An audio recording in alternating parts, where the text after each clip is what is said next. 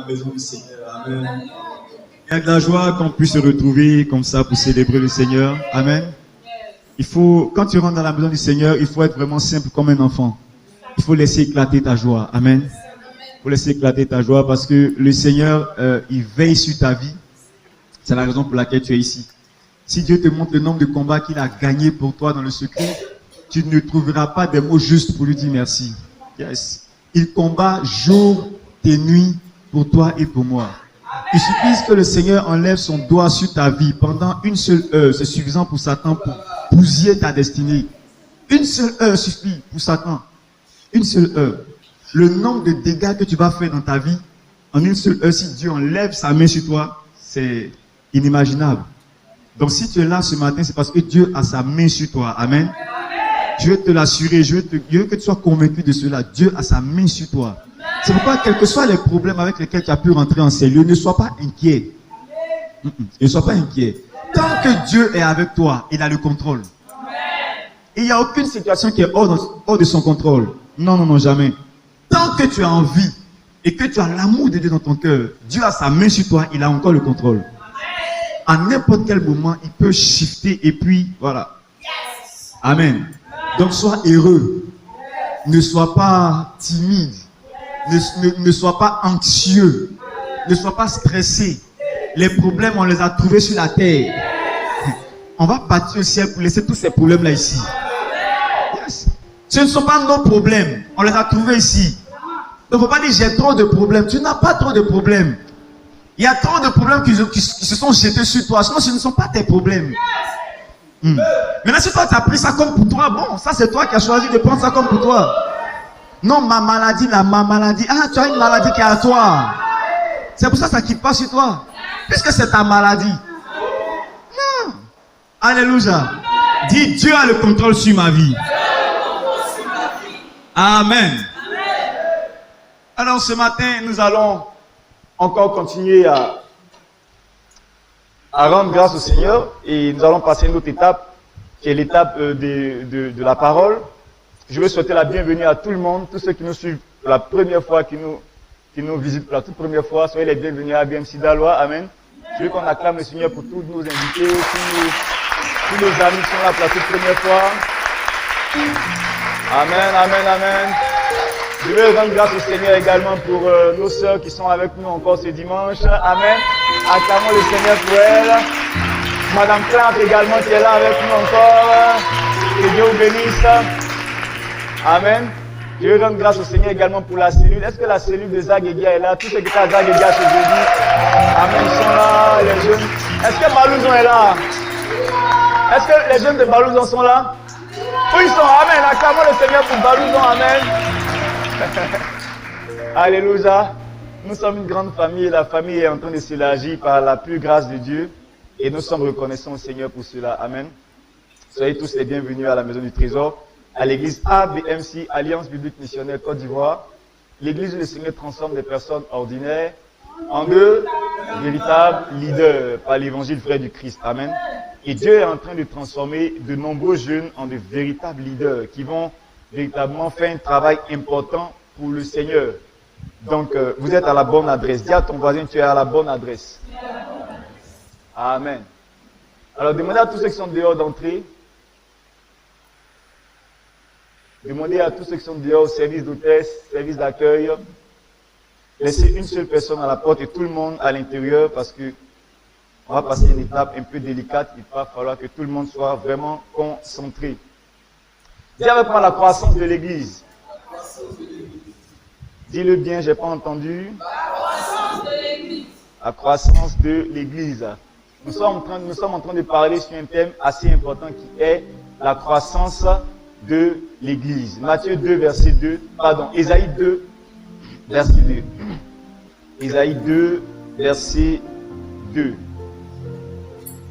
Il arrivera dans la suite des temps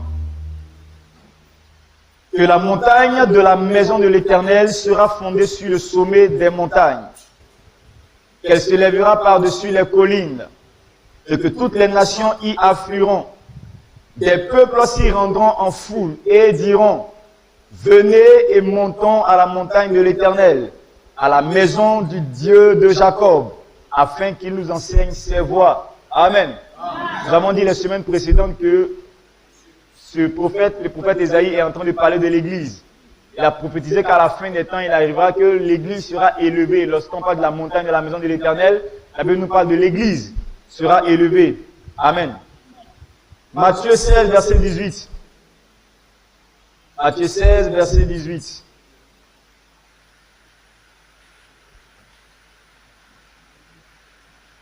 Matthieu 16, verset 18. Et moi, je te dis que tu es Pierre, et que sur cette pierre, je bâtirai mon église, et que les portes du séjour des morts ne prévaudront point contre elle. Amen. Le Seigneur nous parle encore de l'église. Là, c'est Jésus maintenant qui parle de l'église. Le premier passage que nous avons vu tout à l'heure, c'était une prophétie. Amen. Le prophète Ésaïe a reçu la révélation et il a donné cette prophétie. Il était dans l'Ancien Testament lorsqu'il parlait de l'église. Il a appelé cela la montagne de la maison de l'Éternel. Quand Jésus-Christ est venu, il a dit, tu es pierre et sur cette pierre, je bâtirai mon église. Matthieu 28, verset 19. Matthieu 28, verset 19. Nous sommes à la fin du ministère de Jésus-Christ sur la terre. Il est prêt à monter vers le ciel, vers son Père. Qu'est-ce qu'il dit? Allez, faites de toutes les nations des disciples, les baptisant au nom du Père, du Fils et du Saint-Esprit. Et enseignez-leur à observer tout ce que je vous ai prescrit. Enseignez-leur. Amen. Vous allez voir que dans l'Ancien Testament, quand le prophète a dit, quand le prophète a donné la prophétie, les peuples ont dit, venez et montons à la maison de l'Éternel afin qu'il nous enseigne.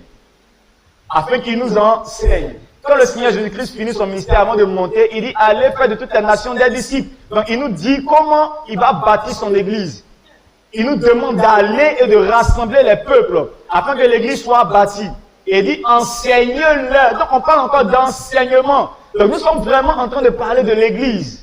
Depuis l'Ancien Testament jusqu'au Nouveau Testament, nous parlons de l'église.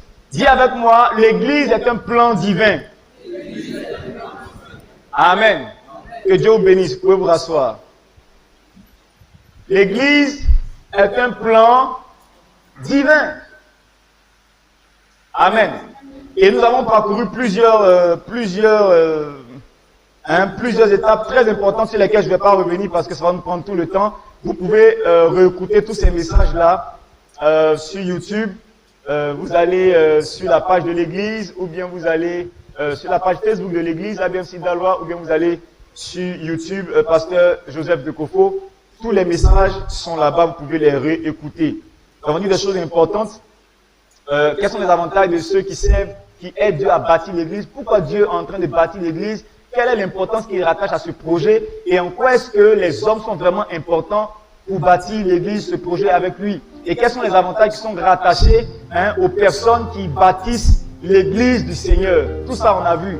On a dit, par exemple, une personne qui bâtit l'église du Seigneur, le premier avantage, c'est quoi? Quand tu bâtis l'église du Seigneur, qu'est-ce qui se passe? Quand tu travailles pour Dieu, Dieu bâtit ta vie, il travaille pour toi. Oui, on a dit quoi encore? Dieu, Jésus s'identifie à toi. C'est-à-dire que Jésus s'identifie à toi. Pourquoi? Parce que Jésus a dit, je bâtirai mon église. Mais il n'est pas sur la terre pour bâtir son église. Il nous a laissé cette responsabilité. Il a dit, allez faire de toutes les nations des disciples. Donc quand un homme se met à travailler pour bâtir l'église du Seigneur, alors Jésus lui-même s'identifie en lui. Il a dit à l'apôtre Paul, pourquoi est-ce que tu me persécutes? Alors que l'apôtre Paul était en train de persécuter les apôtres. L'apôtre Paul cherchait à tuer les apôtres parce que pour lui, les apôtres étaient en train de gâter le nom de Dieu. Donc quand Jésus-Christ se révèle à Paul, il dit, Paul, pourquoi me persécutes-tu? Paul dit, mais Seigneur, qui es-tu? Je ne t'ai jamais persécuté. Il dit, je suis Jésus que tu persécutes. Donc ça nous dit que ceux qui étaient en train de travailler pour bâtir l'église, Jésus-Christ est directement identifié en eux. Donc quand tu bâtis l'église, tu es Jésus. C'est le premier que nous avons vu. Et tu vois que quand tu es en train de bâtir l'église, quand tu es en train de travailler pour rassembler, quand on parle d'église, on ne parle pas des quatre murs, mais on parle de gagner des âmes au Seigneur. On parle de rassembler des âmes, envoyer des âmes dans le royaume des cieux. Quand tu es engagé dans ce travail-là, alors il n'y a pas un sorcier qui peut venir toucher ta vie. Pourquoi? Parce que tu es Jésus. La Bible dit Christ est la tête de l'église, n'est-ce pas? Et l'église est le corps du Christ. Donc quand tu es en train de bâtir l'église, tu es dans l'église. Et quand tu bâtis l'église, tu fais partie du corps du Christ. Donc si Christ est la tête, que nous sommes le corps, lorsque quelqu'un s'attaque au corps, la tête naturellement réagit pour défendre son corps. Est-ce que tu me comprends? Donc ça veut dire que quand les sorciers te poursuivent et puis tu n'arrives pas à t'en sortir, il n'y a personne pour t'aider. Et la question à se poser, est-ce que je fais partie du corps? Ou bien si je fais partie d'un corps, de quel corps il s'agit? Est-ce que je fais partie du corps du Christ? Parce que si je fais partie du corps du Christ, le Christ va réagir automatiquement. Qui voit son bras être attaqué et puis il regarde son bras et il regarde quelqu'un en train de le blesser? Personne. Personne. Donc si Christ est vraiment la tête et que tu es dans le corps, le jour les forces du mal vont t'attaquer, Christ est obligé de réagir. Pourquoi? Parce que c'est toi qui l'aides à bâtir l'église. Donc si je laisse quelqu'un m'amputer le bras, je suis en train de me faire du mal à moi-même. Donc je suis obligé de défendre mon bras. Parce que c'est mon bras qui me permet d'être en bonne santé et d'accomplir ce que je veux faire. Est-ce que quelqu'un me comprend ce matin? Je vais demander à quelqu'un, est-ce que tu es en train de bâtir l'église? Demande à ton voisin, es-tu du corps?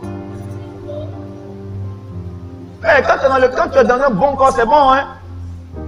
Quand tu es dans un bon corps, c'est bon. Quand tu es dans le corps de la police, c'est aussi bon. Même quand tu es seul quelque part, j'ai vu quelqu'un te faire quelque chose. Toi seul là, c'est-à-dire tous les autres vont venir faire ton palabre. Parce que tu fais partie du corps de la police. Maintenant imagine, tu fais partie du corps de Dieu. Souvent nous les chrétiens, on n'a pas trop conscience de ce qu'on dit. Hein. On n'a pas trop. Mais souvent, Dieu va nous confronter à certaines réalités, peut-être pour ouvrir nos yeux, pour nous montrer à quel point on a de l'importance. Que tous ceux qui s'attaquent à toi trouvent le jugement du Christ au nom de Jésus. Alléluia.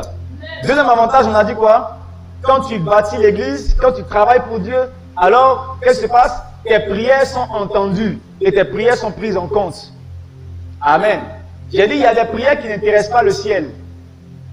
Oui, les amis, il y a des prières qui n'intéressent pas le ciel. Quand tu commences à prier, Dieu dit, Gabriel, pardon, fermez le ciel.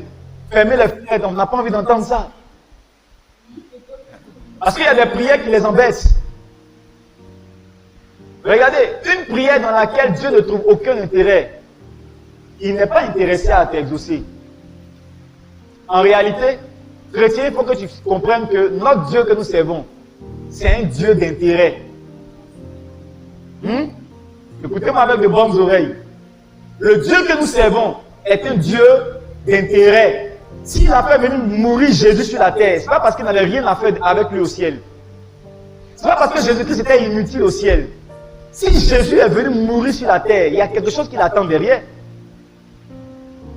Amen.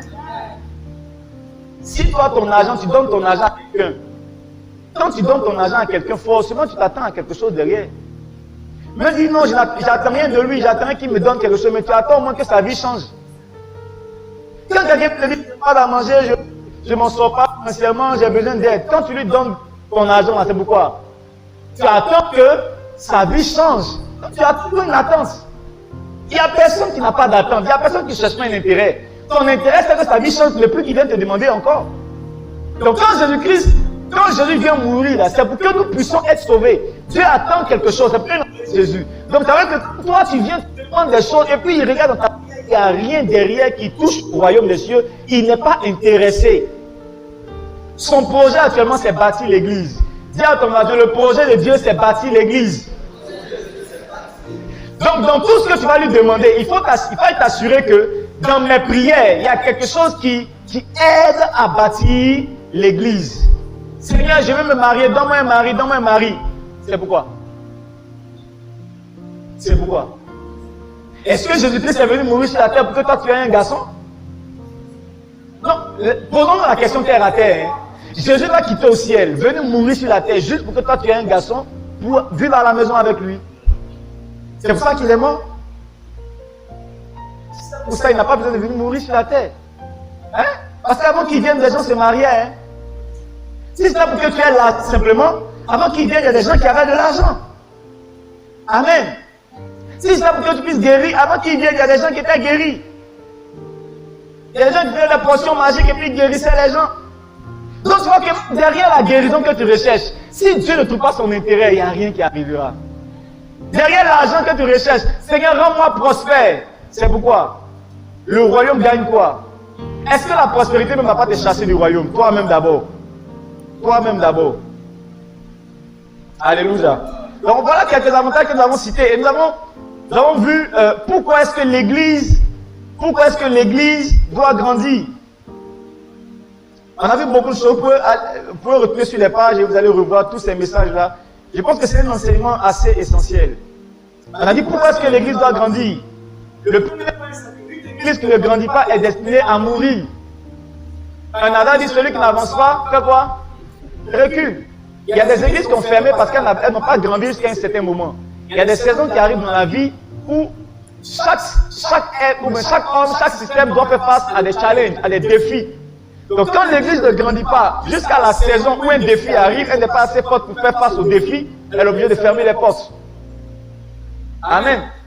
Je vais vous expliquer par exemple, ils ont voté la loi par exemple contre les nuisances sonores.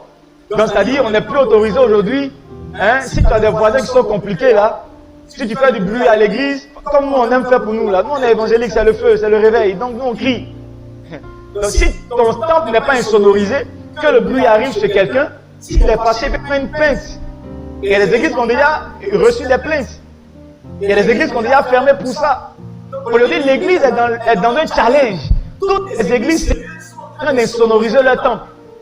Toutes les églises qui ont les moyens sont en train d'insonoriser le temple pour ne pas que le bruit sorte, pour ne pas être persécuté. Mais regarde, une église qui n'a pas grandi, est-ce qu'elle a suffisamment de moyens pour faire face à ce défi? C'est pourquoi il est important et comment on peut dire, hein? Impérial, c'est impérial on dit? Impératif, ok. Donc tu sais de quoi je veux parler. Donc ce qu'elle a dit là, c'est ça. C'est important qu'on puisse sonoriser le temple, qu'on puisse grandir dans l'église. Que l'église puisse devenir encore large, grande. Dis à ton frère, l'église doit grandir. Alléluia. Jésus dit, tout sarment qui est en moi, qui ne porte pas du fruit, il le retranche. Donc quand l'église ne porte pas du fruit, l'église ne grandit pas, Dieu lui-même déconnecte cette église-là. Deuxième, pourquoi l'église doit grandir? Parce que Jésus veut que ces églises soient remplies simplement. Dans Luc 14, verset 23, dans la parabole du grand souper, il a dit, allez et faites entrer tout ce que vous trouverez afin que la maison soit remplie. Il a dit une chose, Dieu n'aime pas le vide. Dieu n'aime pas le vide.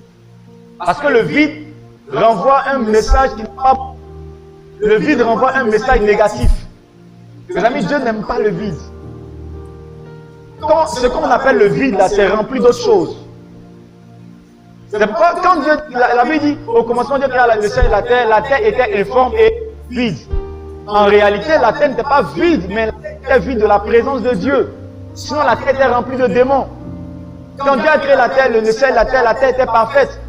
Quand Lucifer s'est rébellé dans le ciel, il a été chassé du ciel. Il s'est installé sur la terre. Donc la terre était remplie de démons. Donc quand la terre est forme et vide, ça veut dire que la terre était vide de lui, sa présence.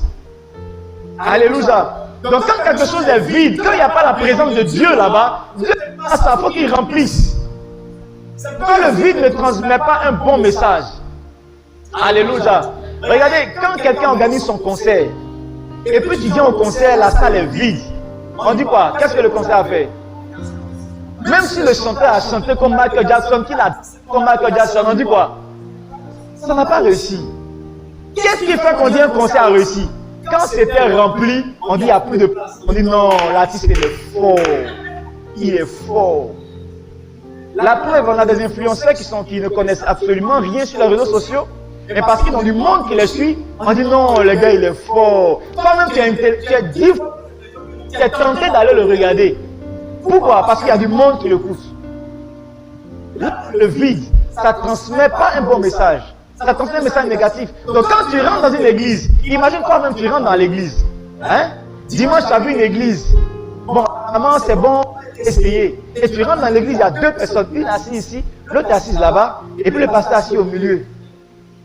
Quand toi-même tu rentres dans l'église là, ta première question c'est quoi?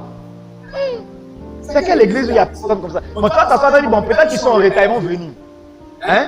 Même si tu aimes Dieu, toi, t'assois un peu. Peut-être qu'ils vont venir, et puis tu attends 10 minutes, 20 minutes, 30 minutes, jusqu'à le pasteur se lève pour venir prêcher. La salle est vide. Mon ami, peut-être par humilité, tu vas te lever. Hein? Mais quand le culte va finir, quand tu vas sortir de là, tu ne vas plus jamais revenir. Pourquoi? C'est une église vide. Tu vas te faire plein de chemins, plein de films à l'intérieur. Mais pourquoi il n'y a personne? Mais s'il n'y a personne, est-ce que c'est bon? Qu'est-ce qui se passe? Tu vas te poser plein de questions. Pourquoi? Tu as trouvé une salle vide. Le vide rend un message négatif. Donc, quand les églises ne sont pas remplies, ceux qui sont dehors, qui ne connaissent pas le Christ, ils se disent que ce qu'on fait à l'intérieur, là, c'est pas bon.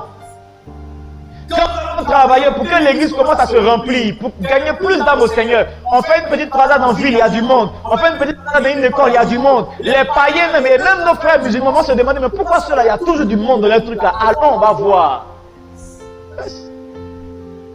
Si on se parle la Bible, le prophète dit, il arrivera que la maison, la montagne, la maison de l'Éternel sera élevée et tous les peuples afflueront. Donc plus on élève l'église, plus ça attire les hommes. Plus on élève l'église, ça attire les hommes. C'est pourquoi l'église doit grandir. Dieu veut que son église soit pleine. Amen. Il faut que chaque chrétien comprenne cela. Et que chaque chrétien comprenne que c'est notre responsabilité de faire grandir l'église.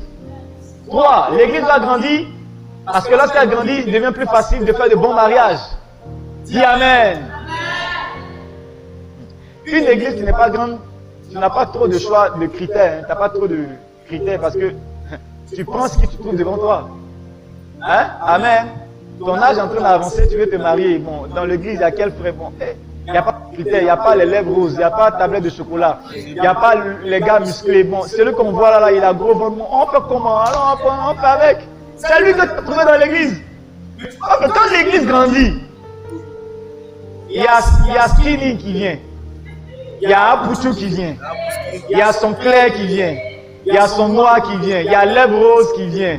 Il y a tablette de chocolat. Il y a long cheveux, il y a court cheveux, il y a chauve, il y a tout qui vient. Donc tu peux faire ton choix. Alléluia. C'est pourquoi c'est bon qu'une église soit grande. Quand une église est grande également, c'est bon que l'église soit grande parce que ça permet d'avoir de bonnes relations et de bons contacts dans la ville. Les amis, c'est impératif. Hein? C'est impératif. Pas que dans cette église, on ait des banquiers, des pharmaciens, des agents de police, des commissaires de police, des préfets. Le maire n'est pas loin. Il est tout près ici. Que le Seigneur le touche. Frères et sœurs, si le maire est assis dans l'église, allez, on va faire Nandaloa ici. Mais on a le numéro du maire. Tu veux quoi? Quel que soit le problème. On dit, pasteur, priez pour moi, j'ai tel problème avec mon fils. Ça là, on ne prie pas pour ça. Attends. C'est ce genre de prière là, Dieu a déjà exaucé. Et la présence d'une personne, c'est l'exaucement à plusieurs prières. Un homme représente l'exaucement à plusieurs prières. Imagine que dans cette église, on a un directeur d'entreprise d'une multinationale qui est assis dans l'église, hein, comme si de rien n'était. Donc tu vas venir, je prie pour le travail, je prie pour l'investissement, mon projet, qui va financer? On dit, mon ami, arrête de prier. Dieu sait à l'église, il faut avoir un bon témoignage seulement. Ça laisse qu'il y a prière pour ça. L'homme qui est assis répond, exauce tes prières. C'est Dieu qui l'envoie. Donc c'est pourquoi il est bon qu'il y ait de nombreuses personnes dans l'église. C'est vraiment important. C'est vraiment important. Je sais de quoi je parle. Quand on parle, certaines personnes disent, oh, c'est parce que bon, le pasteur, c'est dimanche faut qu'il parle. Les amis, le jour, ça va, tu vas tomber dans un problème. Et puis on va te dire que la personne que tu veux voir, là, il est parti en voyage. Tu vas te dire, est-ce qu'on ne connaît pas quelqu'un qui connaît quelqu'un qui peut connaître la personne? Et tu vas t'en rendre compte qu'on aurait dû évangéliser beaucoup de personnes. Quand il y a beaucoup de personnes dans l'église devient une puissance et une force. Souvent, il y a des gens qui sont condamnés et justement, il n'y a personne pour les défendre. Personne pour les défendre. L'église connaît personne.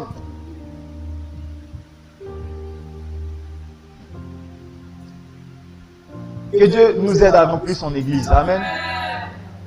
On a dit beaucoup de choses. Une grande église signifie également beaucoup d'âmes gagnées pour le Seigneur. Une grande église signifie beaucoup d'âmes gagnées pour le Seigneur. Plus il y a des gens à l'église, moins il y a des gens dehors. C'est simple. Plus il y a du monde à l'église, moins il y a du monde dehors. C'est ce que ça signifie en fait. Alléluia. Plus d'hommes pour Jésus, moins d'hommes pour Satan. Nous sommes en conquête. Regardez. Sur la terre, Église, il va falloir comprendre que sur la terre, nous sommes ici en conquête. Souvent, je peux comprendre le peuple, ce n'est pas évident pour tout le monde de comprendre cela jusqu'à un certain niveau. Et certaines personnes disent, ah, pasteur, et on parle trop d'évangélisation, il y a tout le programme à l'église, ça nous prend le temps, après on n'a pas le temps pour autre chose. En réalité, si Dieu n'occupe pas ton temps, Satan va occuper ton temps. Parce que ton temps ne t'appartient pas. Non, mes pensées, je pensais à mes projets. Tu as pensé? Tu n'as pas de pensée. Si Dieu ne met pas des pensées dans ta tête, Satan mettra des pensées dans ta tête. Si Dieu ne t'apprend pas des choses, Satan va t'apprendre des choses. Le jour où Adam a mangé le fruit défendu, là, quand Dieu est venu, Dieu dit, Adam, où tu es? Il dit, je me suis caché. Dieu lui a pas demandé, tu t'es caché où? Dieu dit, qui t'a appris ça? Parce que ce que tu viens de dire là, c'est pas que je t'ai jamais appris ça. Si je ne t'ai pas appris ça, c'est que quelqu'un t'a appris ça. Il dit, qui t'a appris ça? Donc ça veut dire quoi? Si cette terre, nous sommes en conquête, si tu n'es pas en train de conquérir pour Dieu, Satan est en train de conquérir pour son royaume. Donc tu vois que quand tu vis ta vie et que tu n'as pas conscience que Dieu a besoin de toi pour aller gagner, pour sauver des âmes, ça fait vraiment mal au ciel. Que beaucoup de chrétiens sont juste chrétiens pour eux-mêmes. Juste chrétiens pour ce qu'ils peuvent gagner et manger. Beaucoup de chrétiens se sont restreints à vivre juste pour gagner et manger. Gagner et manger, gagner et manger. Frère, quelque part dans mon cœur, je me dis, ce sont des chrétiens là, ils seront peut-être tués aussi. Hein. Parce qu'un soldat qu'on recrute pour l'envoyer en guerre, et il arrive en guerre, il se cache dans un coin pour bâtir une petite case, et puis là-bas, on attend la fin de la guerre. Le jour où on l'attrape, on doit le tuer. Et il y a beaucoup de chrétiens qui ont été sauvés comme ça, qui ont été envoyés en guerre pour aller gagner des âmes. Mais ils sont cachés dans un petit coin, ils bâtissent une petite case et puis ils attendent. Ils attendent les provisions qui viennent du siège. Hein, j'attends mon mariage, j'attends mon argent, j'attends mon foyer, j'attends ma promotion. Pendant que les autres sont en guerre, lui il est caché quelque part et il attend. Et à la fin, on dit allons au ciel. Là-haut, mon nom est écrit, on va te chasser. On va te dire, attends, rentrer d'abord. Nous, on s'est battus. Les amis, nous sommes en conquête. Plus il y a d'hommes qui rentrent dans l'église, nous sommes en train de dépeupler le royaume des ténèbres. Que Dieu fasse de toi un véritable gagneur d'âme. Alléluia. Une grande église signifie plus de personnes qui prient contre les forces des ténèbres. Plus l'église est grande. Imaginez que nous sommes une église, imaginez que nous sommes une église de 3000 membres par exemple. Si nous sommes 3000, ça veut dire qu'on peut diviser l'église en des petits groupes de 20. Et chaque groupe prend 1 heure de prière, 1 heure de prière par jour. Chaque groupe prend 1 heure de prière. L'église sera en train de prier pendant 24 heures, toute l'année.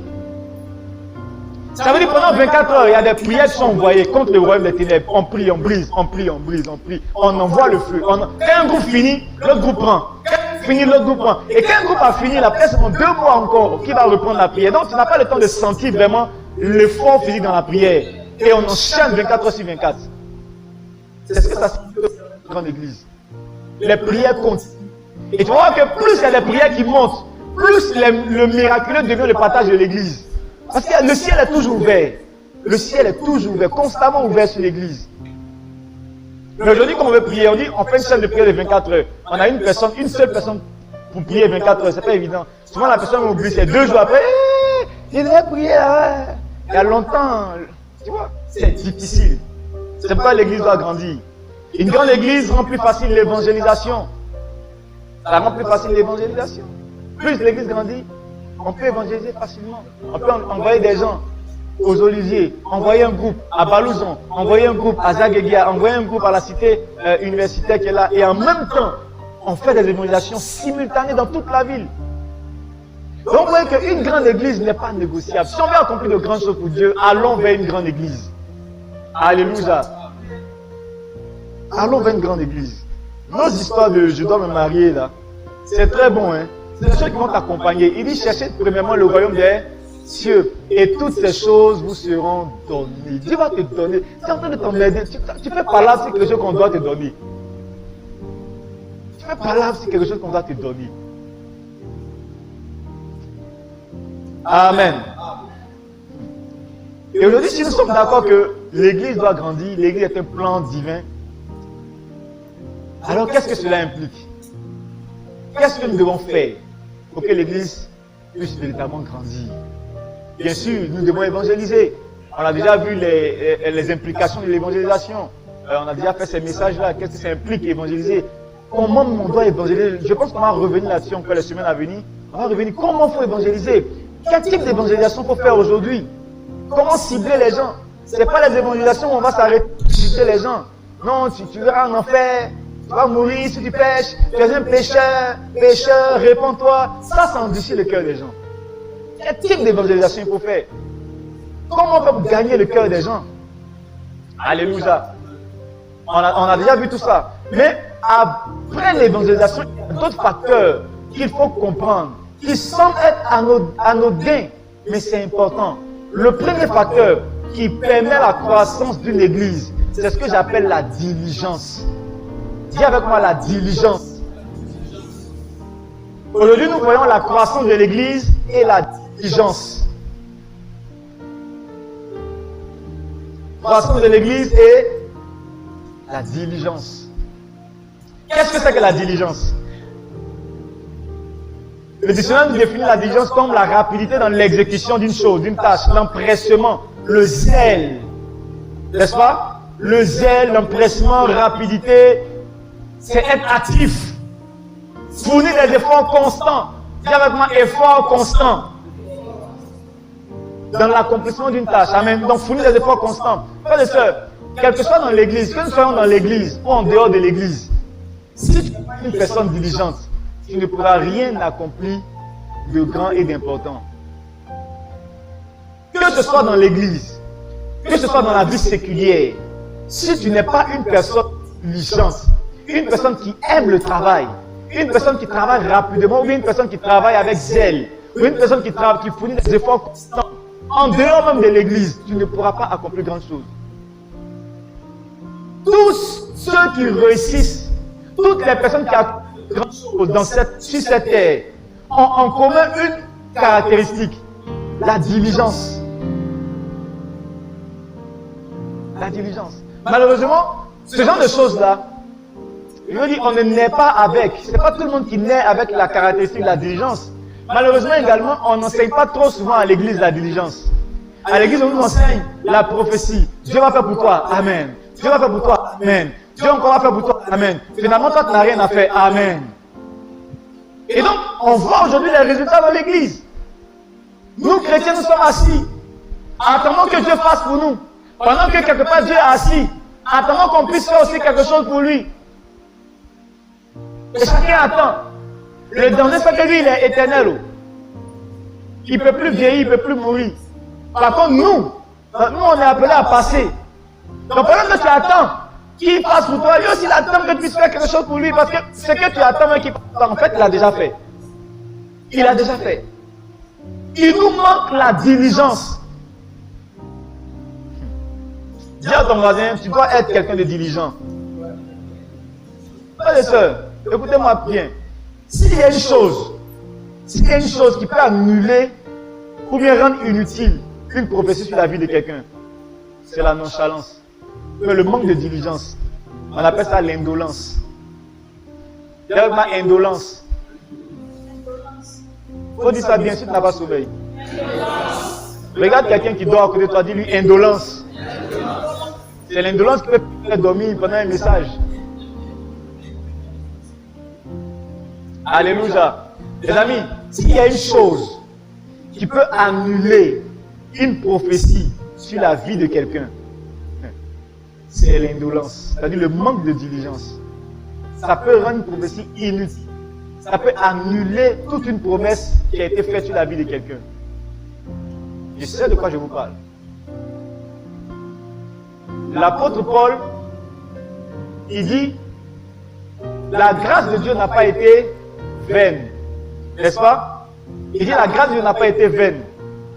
Loin de là, j'ai travaillé que tout le monde, que vous tous. Quand l'apôtre Paul dit, la grâce n'a pas été vaine, ça veut dire que Dieu ne m'a pas donné la grâce cadeau. Mais la grâce n'a pas été un gaspillage. Pour de nombreux chrétiens, la grâce que Dieu nous accorde est un gaspillage. Mais la grâce n'a pas été vaine. Pourquoi est-ce que la grâce n'a pas été vaine? Parce qu'il a travaillé. Même le verset, s'il te plaît. Même le passage, s'il te plaît. Trouve le passage, je crois dans... Trouve le passage, s'il te plaît. 1 Corinthiens 15, verset 10. 1 Corinthiens 15, verset 10. Il dit, la grâce n'a pas été vaine. Dieu ne m'a pas donné la grâce cadeau. Pourquoi? Parce que j'ai travaillé. Là où on ne travaille pas, la grâce est un gaspillage.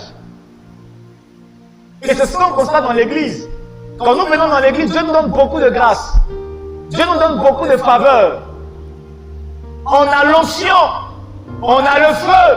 Mais tout ce feu, toute cette grâce, toutes ces faveurs sont inutiles. Pourquoi? Parce que nous ne sommes pas diligents, nous n'aimons pas le travail bien fait. Alléluia. Nous n'aimons pas le travail.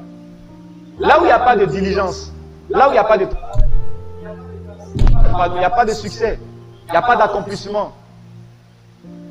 Par la grâce de Dieu, je suis ce que je suis. Donc, il dit, par la grâce de Dieu, je suis ce que je suis. Tout ce que nous devenons, c'est par la grâce de Dieu. Vraiment, c'est par la grâce de Dieu. Dis Amen. Maintenant, il dit, et l'apôtre, il est celui qui a écrit les 2 tiers du Testament, du Nouveau Testament, n'est-ce pas? Et sa grâce envers moi n'a pas été vaine. Loin de là. Pourquoi? J'ai travaillé plus que tous. Demande à ton voisin, est-ce que tu travailles sur la grâce que Dieu te donne? Est-ce que tu travailles? Est-ce que tu travailles sur la grâce que Dieu te donne? Aujourd'hui, nous, chrétiens, on n'aime pas bosser. Bon, d'abord, ce n'est pas chrétien seulement. Hein. En dehors même de l'église, on n'aimait pas bosser. Et puis on est rentré, on dit, on connaît quelqu'un qui peut tout nous donner cadeau. Allons là-bas alors. Et puis on vient s'asseoir à l'église, on ne bosse pas. On ne travaille pas. Et on se rend compte qu'on a la bénédiction, on a l'onction, on a le feu, et rien ne va, rien ne bouge. Frères et sœurs, quand une a été donnée, quelqu'un dit non, si je donne la prophétie, elle va s'accomplir forcément. C'est pas évident, hein. Trouve-nous la référence qui me vient en tête là. Si tu trouves la prophétie, écris la prophétie sur une des tables afin qu'on la lise couramment. Hein? Écris la prophétie sur les tables. C'est que tu as entendu écrire là sur la table, sur les pierres, bien grave là, afin qu'on la lise couramment. Trouve-nous la référence. Hein? Habakkuk 2. Merci, pasteur. Même Habakkuk 2. 2 verset combien? Habakkuk 2 verset 3. Dépêche-toi. Car c'est une prophétie dont le temps est déjà fixé. Le temps est déjà fixé. Elle marche vers son thème. Elle marche vers son thème et elle ne mentira pas. Dis Amen. Amen. Si elle tarde, fais quoi? Attends-la. Car elle s'accomplira. Elle s'accomplira. La prophétie s'accomplira certainement. Amen. Maintenant, mets-nous la version Darby du même passage. Hein? Donne-nous la version Darby. D-R-B-Y. Version Darby. Ok. Version Darby, c'est ça? La vision encore pour un temps déterminé, elle parle à sa fin, ne mentira pas. Si elle t'a, dans le cas, elle viendra sûrement. Non, c'est pas cette version-là. Il y a une autre version qui nous dit, écris la prophétie, de sorte que celui qui la lise puisse courir. En Darby et français courant, trouve-nous la version. Trouve-nous la bonne version. Afin que celui qui la lise puisse courir avec la prophétie. C'est deux choses différentes. Et puis même quand tu prends cette version-là, quand la Bible dit si elle tarde, attends là. Tu vas l'attendre pendant combien de temps? Abraham a attendu la prophétie. Hein. Dieu lui a dit, je te donne Canaan, toute cette terre-là, tout ça là, Abraham, c'est pour toi. Est-ce que ce n'était pas pour lui? C'était pour lui, mais c'est 2 pieds, ou bien il n'a pas possédé lui-même. C'est des générations après qui ont possédé. La prophétie s'est accomplie, oui ou non? Elle s'est accomplie, non? Mais pas avec celui qui a reçu la prophétie. Donc tu peux recevoir la prophétie et elle ne va pas s'accomplir de ton vivant. Peut-être c'est 3 ou 4 générations après toi qui vont voir ça. Si toi tu n'es pas diligent pour prendre tes responsabilités aujourd'hui. Le mercredi, on a vu un thème. On a commencé sur 2 semaines. En attendant, quand une prophétie est relâchée, hein, donne-nous Nombre 23, verset 25. Quand une prophétie est relâchée, Dieu fait une promesse au peuple d'Israël. Il dit, vous servirez l'Éternel et il bénira vos eaux, votre pain. Il donne plein de bénédictions. Hein, non, pardon, Exode, je ne sais plus. Attends, je te donne la référence. Trouve la référence. Si tu as la référence. Exode 33, verset. Exode 23, verset 5. Exode. Exode 23, verset 25. Exode 23, verset 25. Mets-nous ça rapidement. Vous servirez l'Éternel, votre Dieu, et il bénira ton pain, tes eaux. J'ôterai la maladie du milieu de toi, oui. Il n'y aura pas de femme qui avorte. Je reviens sur la version seconde rapidement. Il n'y aura pas de femme qui avorte ou qui soit stérile dans ton pays. J'accomplirai le nombre de tes jours. J'enverrai ma terreur devant toi et je mettrai en déroute tous les peuples sur lesquels tu arriveras et je ferai tourner le dos devant toi à tous tes ennemis. Donc Dieu est en train de faire des promesses qui sont rattachées au service. Donc si tu sais l'Éternel, voilà ce que l'Éternel va faire pour toi. Verset 28, il dit quoi? J'enverrai les frelons devant toi et ils chasseront loin de ta face les Éviens, les Cananéens et les Étiens. Maintenant regardez au verset 29, il dit quoi? Je ne les chasserai pas en une seule année loin de ta face. Il a fini de dire, voilà ce que je vais faire. Je vais chasser, je vais éloigner, je donnerai la paix. Et puis quand il finit, il dit, je ne les chasserai pas en une seule année de ta face. Pourquoi? De peur que le pays ne devienne un désert et que les bêtes des champs ne se multiplient comme toi. Donc, il a fini de donner la prophétie. Maintenant, il dit que je ne vais pas faire ça un coup. De peur que le pays devienne désert. Maintenant, pourquoi il ne va pas faire un coup? Il donne la première raison. Deuxième raison, maintenant le verset 30. Il dit, je les chasserai peu à peu loin de toi, loin de ta face. Maintenant la version français courant, s'il te plaît. Français courant. 30. Je chasserai vos ennemis peu à peu, au fur et à mesure que vous deviendrez plus nombreux. Donc il dit, je les chasserai au fur et à mesure que vous deviendrez plus nombreux. Donc moi je vais les chasser, mais vous devez faire, vous devez devenir nombreux. Donc ça veut dire, si vous ne devenez pas nombreux, moi je fais quoi? Je les chasse pas, j'attends. Parce que vous n'êtes pas nombreux. Donc la prophétie qu'il a donnée, la promesse qu'il a faite au peuple d'Israël était rattachée à une condition. La condition, c'est que vous puissiez travailler pour devenir nombreux. Si vous ne devenez pas nombreux, moi aussi j'attends. Sinon dans le ciel, j'ai déjà fait. Le pays est déjà pour vous. Maintenant, pour que ça arrive sur la terre, il y a une condition. La condition, c'est que tu prennes tes responsabilités pour devenir plus nombreux, plus forts, plus puissants, pour que moi je vienne les chasser. Quand Dieu fait sortir le peuple d'Israël d'Égypte, il les envoie devant Jéricho. Là. Il a dit, vous allez conquérir Jéricho. Tout ce que vous devez faire, c'est être nombreux, être devant la muraille, faites le tour de la muraille, je fais tomber les murs. Mais Dieu a fait tomber les murs, pourquoi? Parce que le peuple d'Israël était prêt maintenant à posséder Jéricho et Canaan. Sinon, quand il a fait la promesse à Abraham, Abraham n'était pas encore puissant. Donc, il laisse les enfants d'Abraham, ils vont quelque part en Égypte, en esclavage, ils se multiplient, ils deviennent de plus en plus forts, ils se multiplient. Et quand ils sont assez puissants, Dieu les fait sortir maintenant. On va sur une terre où coule le lait et le miel. Maintenant, regardez, quand Dieu fait la promesse, là, la prophétie, je vous envoie sur une terre où coule le lait et le miel. Vous allez voir dans l'histoire que toute cette génération qui est sortie d'Égypte, ils ne sont pas rentrés sur la terre où coule le lait et le miel. Toute cette génération est morte dans le désert. Pourquoi? Est-ce que Dieu a menti? Non. Dieu n'a pas menti. Mais le peuple d'Israël qui est mort dans le désert n'avait pas changé quelque chose. Leur système de pensée. Leur système de pensée. Ils n'avaient pas changé leur système de pensée. Ils étaient puissants, ils étaient forts, ils étaient nombreux, oui. Mais il y a une chose qu'ils n'avaient pas fait. Changer le système de pensée. Pendant que tu atteins une prophétie, tu dois travailler sur toi pour changer ton système de pensée, changer tes perceptions, changer tes croyances et devenir quelqu'un de diligent dans la vie. Le peuple d'Israël avait une mauvaise perception de la vie. Moïse les envoie 10 espions en Égypte. 12 espions. Quand ils reviennent, il y a 10 qui disent, ah mais quand on a vu le peuple d'Israël, on a vu le peuple de géants, on a vu des géants. Ils étaient des géants qui nous voyaient comme des sauterelles et nous-mêmes, en nos propres yeux, on était comme des sauterelles. Qui leur a dit qu'ils étaient des sauterelles? Qui leur a dit qu'ils sont des sauterelles? Vous savez même, ils sont devenus nombreux, mais ils n'ont pas la bonne perception de la vie. Conséquence, qu'est-ce qui est arrivé? Ils sont morts. Pourquoi? Parce qu'en attendant que la prophétie s'accomplisse, ils devaient travailler pour changer leur système de pensée. Ils devaient changer leur manière de réfléchir. Frères et sœurs, pendant que tu atteins une prophétie, tu dois travailler pour changer ton système de pensée. Comment tu vois la vie? Quelle est la prophétie qui a été dite sur toi? Tu seras un homme prospère, une femme bénie, multimilliardaire. Amen. Amen ou amen pas? Yes. C'est ce qui a été prononcé sur ta vie.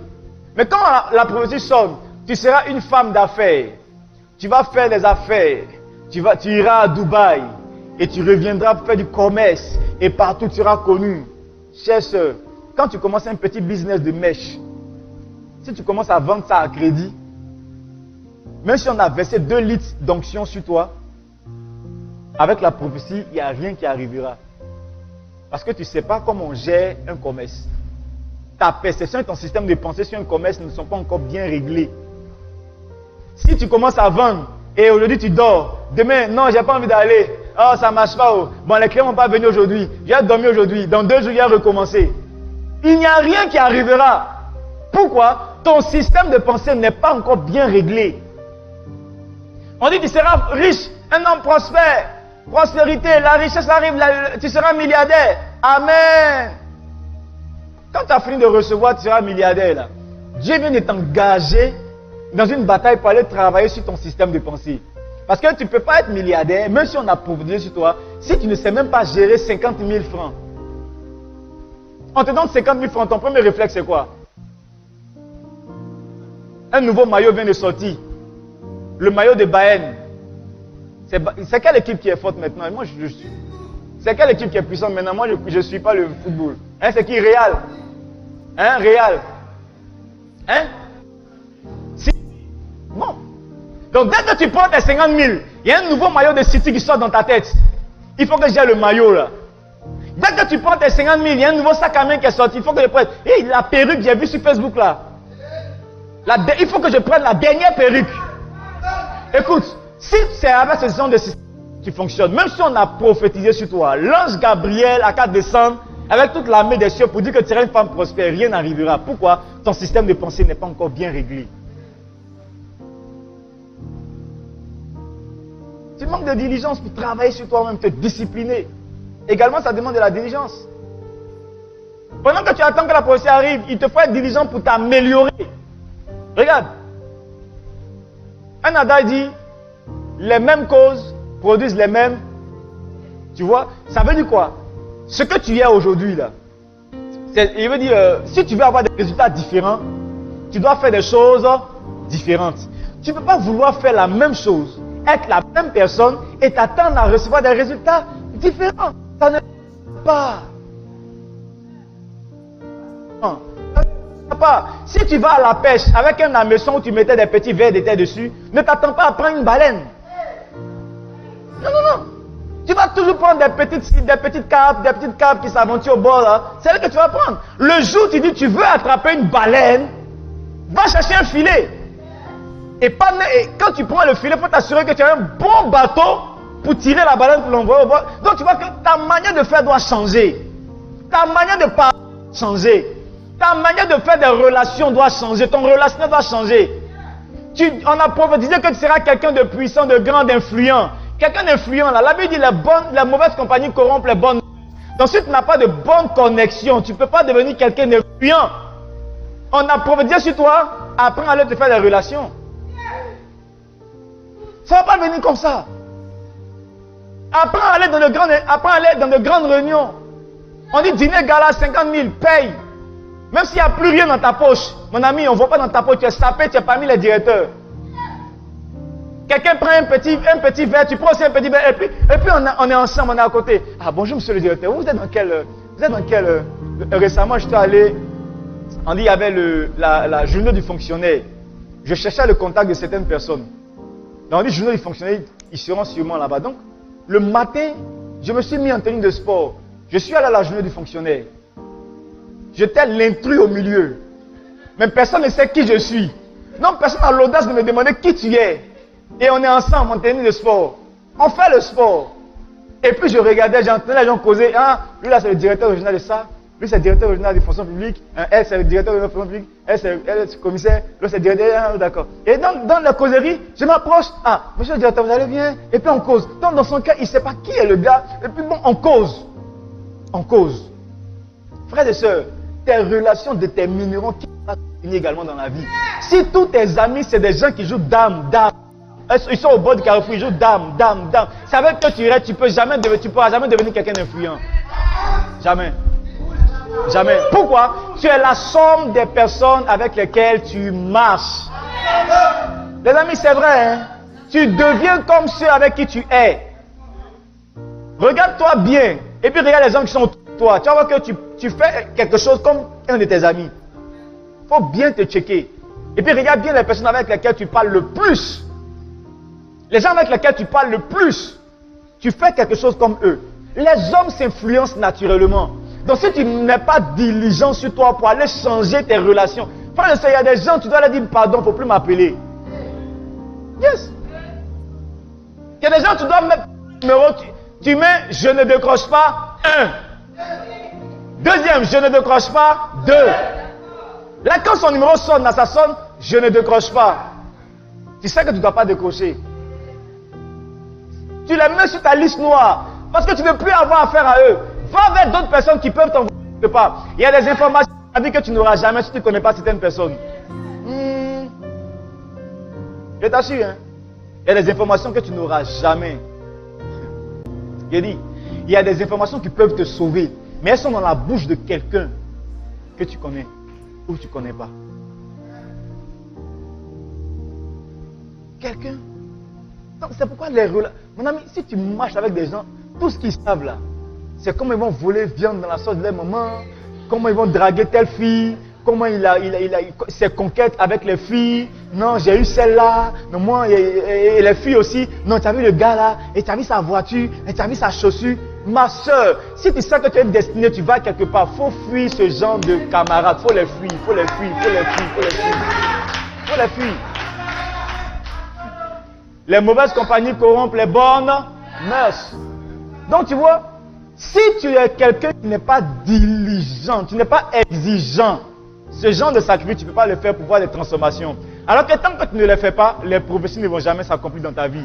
Est-ce que Dieu est un menteur? Tu as été appelé au ministère, tu as reçu l'onction. Ce jour-là, le feu t'a consumé de tes pieds. Jusqu'à j'ai senti le feu dans mes bras, jusqu'à mes pieds. Quand tu finis de sentir le feu, tu t'assois devant TikTok. Tu fais quoi devant TikTok? Tu fais quoi devant WhatsApp? Tu fais quoi sur Facebook? Et ça te demande de la diligence pour aller t'asseoir, prendre ta Bible, un livre où il n'y a pas d'image. Et puis lire sans avoir sommeil. Et les gens, dès qu'ils ouvrent un livre où il n'y a pas d'image, ils ont sommeil en même temps. Tu n'es pas diligent, mon ami. Comment tu veux que Dieu accomplisse la prophétie sur toi? Quand Dieu dit je vais faire ça, voilà ce que je vais faire de toi, il vient de t'engager dans un combat. Il vient de t'engager. Il te faut être diligent pour supprimer certaines choses de ta vie. Le jour où tu rentres sur TikTok, c'est que tu vas laisser un message. Tu rentres, tu laisses un message, tu sors. Quand tu rentres, c'est pour voir est-ce que ça marche, est-ce que les gens aiment, est-ce que les gens n'aiment pas, comment je peux balancer encore d'autres personnes. Quand tu rentres là, tu cherches à aller influencer des gens, pas aller regarder pour te influencer par d'autres personnes. Change. Ça te demande de la diligence. Dis à ton voisin, tu dois être quelqu'un de diligent. Alléluia. Diligence. Tu dois continuer à t'améliorer. Tu dois continuer à devenir meilleur. Va lire des livres. Va suivre des conférences. Va apprendre. Passe moins de temps devant la télé. Passe plus de temps dans la prière. Plus de temps devant les livres. Paye des livres qui peuvent t'enseigner quelque chose. La gestion financière. La gestion du temps. Les gens disent je n'ai jamais le temps. Eh, c'est parce que je veux faire le Seigneur, mais je n'ai pas le temps. Qui a dit que tu n'as pas le temps? C'est que tu gères mal ton temps. Les gens gèrent leur temps en fonction de leurs priorités. Si Dieu, si pas ta priorité, tu vas augmenter ton temps. Nous tous on a 24 heures. Même Bill Gates il a 24 heures. Dangote a 24 heures. Il n'a pas 25 heures. Il n'y a pas quelqu'un qui a une heure de plus que tout le monde. Mais comment lui il fait dans ses 24 heures, il produit des milliards. Et toi dans tes 24 heures, tu ne produis que de la pauvreté et de la misère. Tout dépend de comment tu orientes ton temps. Comment tu orientes ton temps.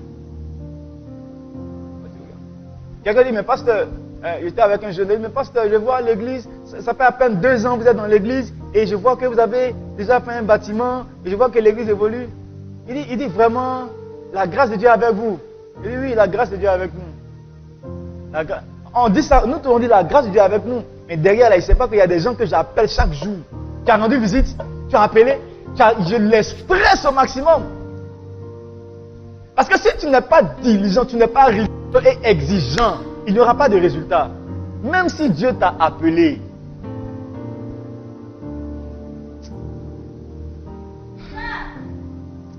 C'est bon? Est-ce qu'on est ensemble? Qu'est-ce que la Bible dit sur la diligence? Qu'est-ce que la Bible dit sur la diligence? Frère, tu dois être diligent. Hein?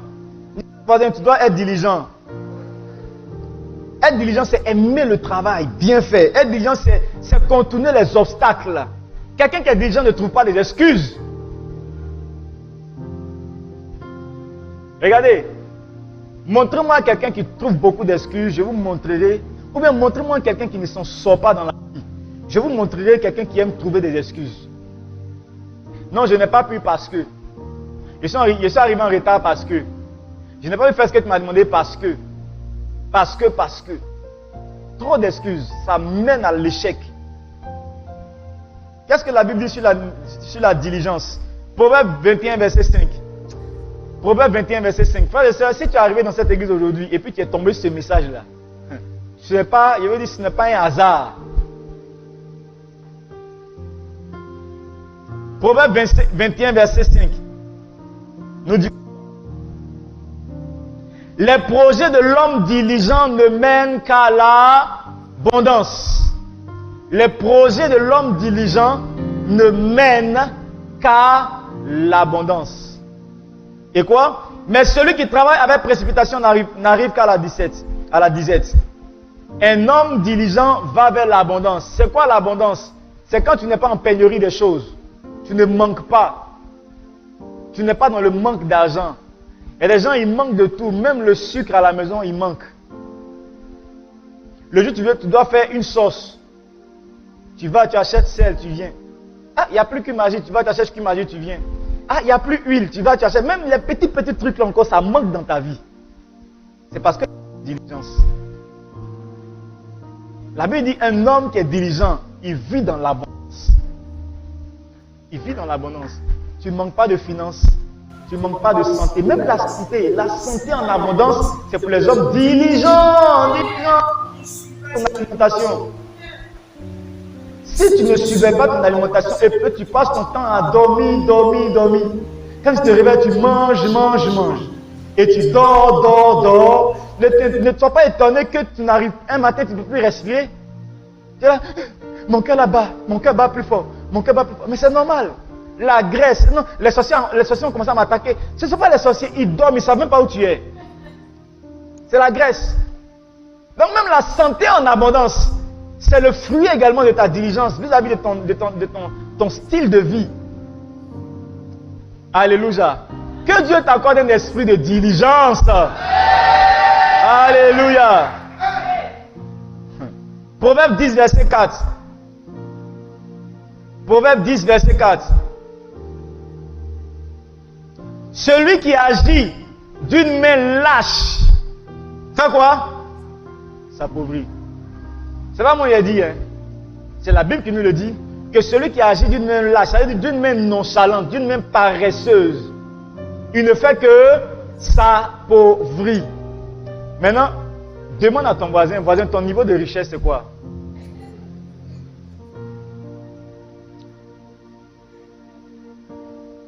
Parce que tu vois, ton niveau de... Ou bien en fait, il y a des niveaux de richesse qui disent que tu as dit qu'il est pauvre. Sinon, on devrait dire, voisin, ton niveau de pauvreté, c'est où? On peut dire... Sinon, ton niveau de pauvreté détermine le niveau de la nonchalance avec laquelle tu travailles. Les amis, quand j'ai compris ça là, c'est la vérité parfois qui font mal. Hein. Il y a le vieux Tudor Bismarck même, le vieux Mensa Otabil. Quand il nous enseigne comme ça, quand le vieux là vient à Abidjan, qui nous enseigne, tu te demandes si c'est pas toi, il est en train d'insulter. Mais quand tu as une bonne mentalité, quand tu quittes là, c'est tellement bosser. Je dis, actuellement tu crois que tu es riche. Attends que tu tombes malade et que tu te rendes au CHR. Tu vas tomber sur une petite fille de rien du tout qui va te parler mal. Et puis tu ne pourras rien faire parce qu'il n'y a rien dans ta poche. Tu vas te rendre compte que tu es pauvre. Tu vas te rendre compte que tu es pauvre. Il y a des petites filles de rien du tout. Non, vous faites les rangs là-bas comme tout le monde. Vous venez fatiguer les gens ici. Moi je suis fatigué, je dois aller manger. Et puis tu es malade. Il n'y a pas l'argent dans ta poche. Tu ne peux pas te fâcher pour aller à la solidarité ici. Mais là-bas, là, quand tu dis bonjour, 10 000 d'abord avant qu'on te réponde. Il n'y a pas ça dans ta poche. Donc tu es obligé d'attraper ton cœur et regarder la petite fille là pour dire Dieu est Dieu. C'est tout ce que tu peux dire. Pourquoi? Elle est en train de te démontrer ton niveau de pauvreté. Yes. Celui qui travaille d'une main nonchalante s'appauvrit. C'est pourquoi les amis, si tu as reçu une prophétie, tu as reçu une vision, Dieu m'appelle à réaliser de grandes choses, je serai un homme prospère, un homme riche. Frère et soeur, tes mains ne doivent pas dormir. Tu dors combien de temps par jour? Il y a des gens qui disent non, les médecins disent pour être en forme, il faut dormir 8 heures. Le médecin, il a déjà reçu sa vie. Dors 8 heures comme lui. Dors 8 heures comme lui. Nous, on n'a pas... Tu vas partir dormir 8 heures de temps, va dormir 8 heures de temps. Frère et soeur, quand tu n'as pas de parent derrière toi qui est millionnaire, tu ne peux pas te permettre de dormir 8 heures de temps. Tu ne peux pas. Tu sais que tu as appelé à accomplir des choses. Avant que tu aies 50 ans, là, mon ami, dors au moins 4 heures, 5 heures maximum. C'est bon. Si tu peux dormir, c'est 5 heures. Réveille-toi. Il y a des gens qui dorment comme s'ils font concurrence avec les morts. Il dorment. Tu le réveilles, tu le tournes ici, il dort. Tu le tournes ici, il dort. Tu peux le soulever de sa chambre, le poser au milieu de la route.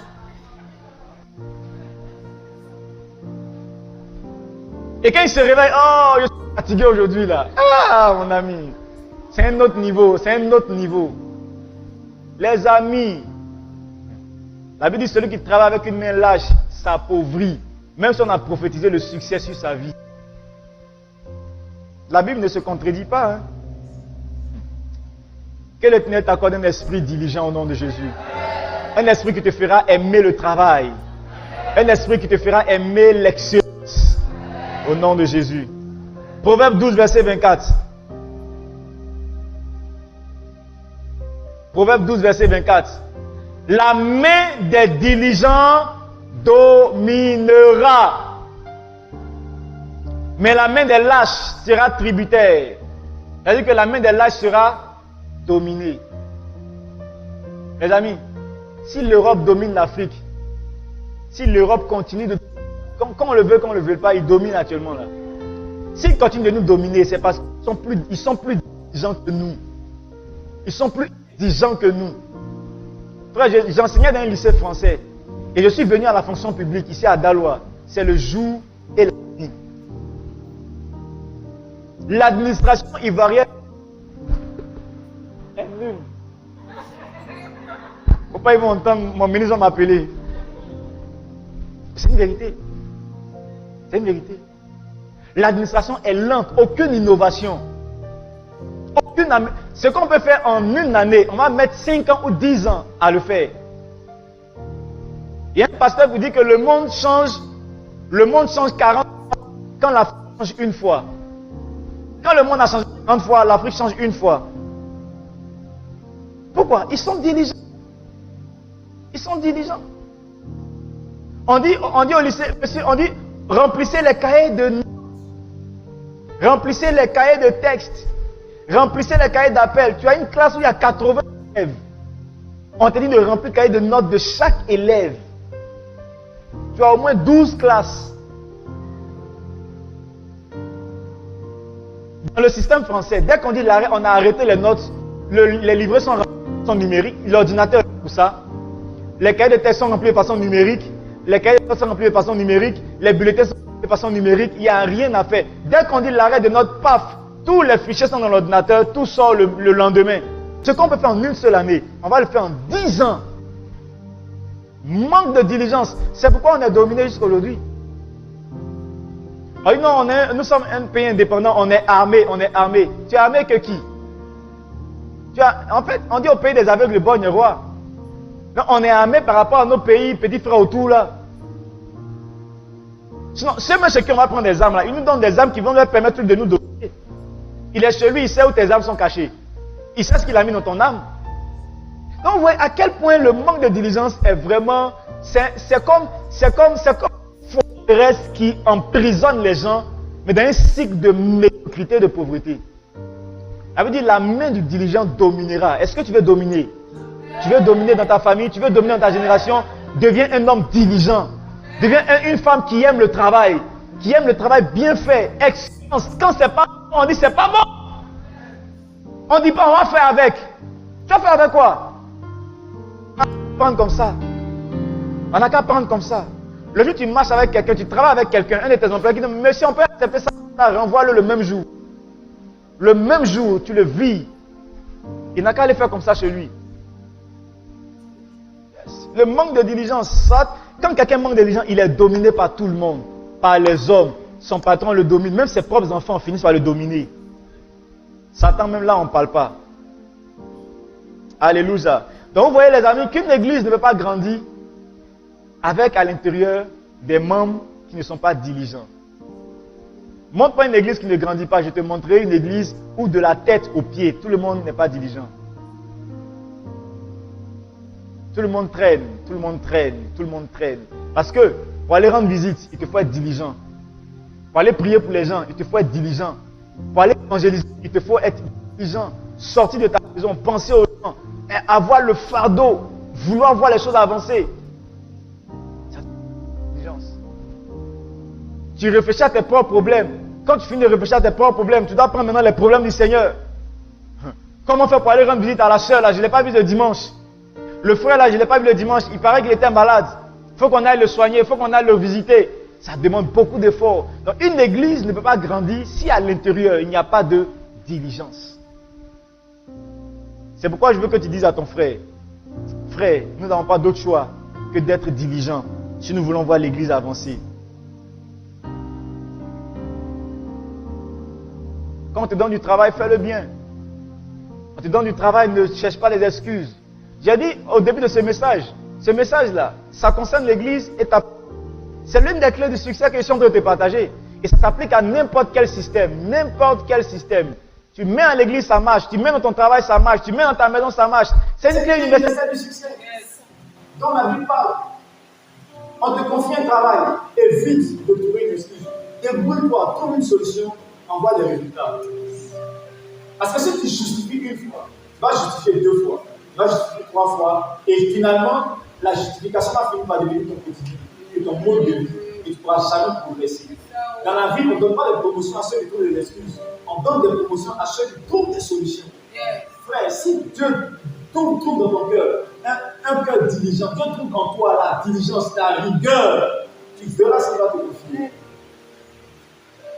Si Dieu a confié l'église à Pierre, parce qu'il savait que Pierre était un homme rigoureux, dur, lui tu es Pierre, et c'est sur cette pierre qu'on va bâtir l'église.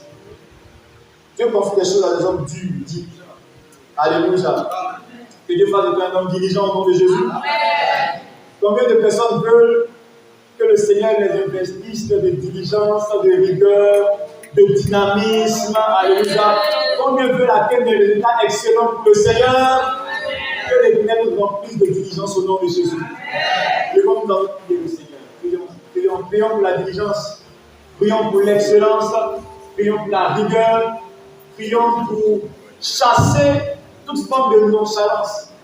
La nonchalance est comme une forteresse que Satan utilise pour bloquer de nombreux peuples dans la pauvreté, dans la misère.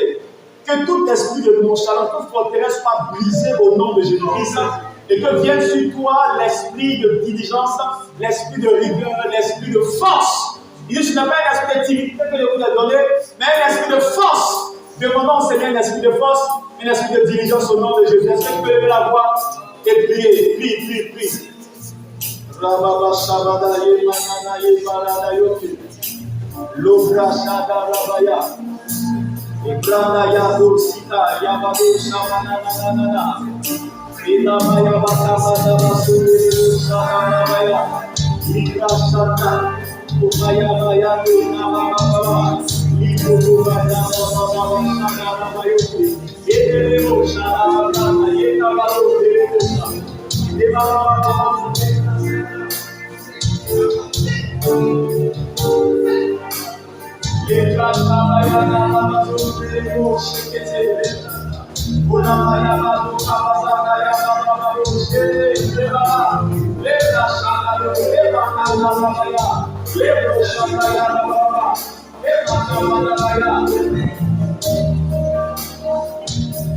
Est-ce que vous pouvez prier? Dis au nom de Jésus. Au nom de Jésus. Au nom de Jésus.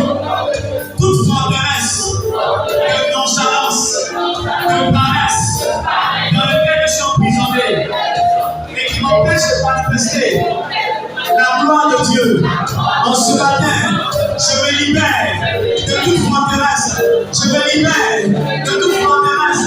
Je me libère de toute emprise, de la nonchalance, de la paresse. Au nom de Jésus, je sors de toute emprise, de la nonchalance et de la paresse. Je sors de toute emprise, de la